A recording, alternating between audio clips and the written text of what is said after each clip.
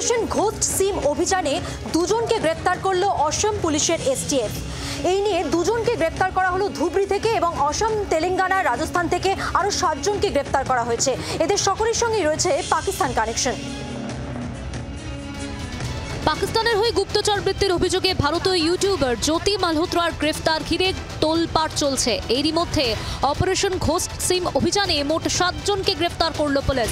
অভিযোগ, তাদের মাধ্যমেই পাক এজেন্টরা সে দেশে বসে ভারতীয় নম্বর ব্যবহার করে গুপ্তচর বৃত্তি বা অন্য কোনো অপরাধের সুযোগ পেত।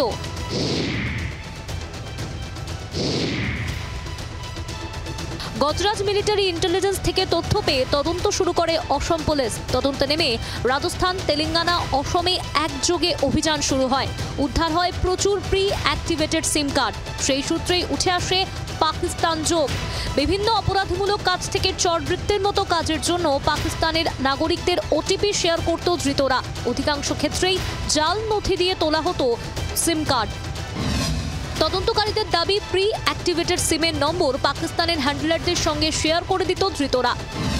হোয়াটসঅ্যাপের মতো অ্যাপ ব্যবহার করতে ওই নম্বরগুলি ব্যবহার করত পাকিস্তানিরা। হোয়াটসঅ্যাপ অ্যাক্টিভেট করতে ওটিপি প্রয়োজন। ওটিপি সিম জালিয়াতদের কাছে পৌঁছত। পাক এজেন্টদের ওটিপি শেয়ার করে দিত অভিযুক্তরা। ওটিপি ব্যবহার করতেই অ্যাক্টিভেট হয়ে যেত হোয়াটসঅ্যাপ। ফলে পাকিস্তানে বসে কোনো ব্যক্তি অনায়াসেই ভারতীয় নম্বর গুপ্তচর বৃত্তি বা অন্য কোনো অপরাধে ব্যবহার করতে পারত।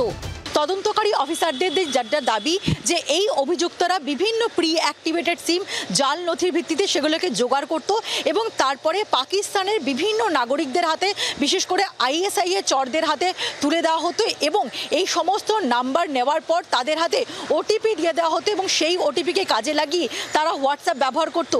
অসম পুলিশ সূত্রে খবর, অপারেশন ঘোস্ট সিমের মাধ্যমে লাগাতার অভিযান চলছে। আরও অনেকেই এর সঙ্গে জড়িত বলে অনুমান। এখনো এমন কত সিম এই অভিযুক্তদের মাধ্যমে পাকিস্তানিদের হাতে পৌঁছেছে তা জানার চেষ্টা চলছে। রবিবার রাজস্থান পুলিশ পৃথক একটি মামলায় এক পাক চরকে গ্রেফতার করে। তার বিরুদ্ধেও ভারতীয় সিম কার্ড পাকিস্তানিদের পাইয়ে দেওয়ার অভিযোগ উঠেছে। পিয়ালি মিত্র রিপোর্ট, জি 24 ঘন্টা। বাংলার আওয়াজ, বাঙালির আবেগ, জি 24 ঘন্টা।